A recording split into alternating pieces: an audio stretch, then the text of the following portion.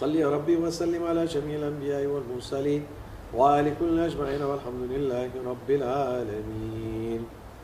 أعوذ بالله من الشيطان الرجيم. بسم الله الرحمن الرحيم.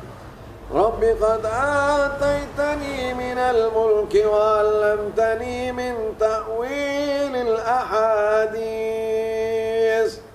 فاطر السماوات والأرض أنت ولي في الدنيا والآخرة توفني مسلما وألحقني بالصالحين.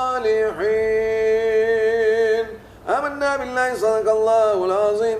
سبحان ربك رب العزة عما يصفون وسلام على المرسلين والحمد لله رب العالمين.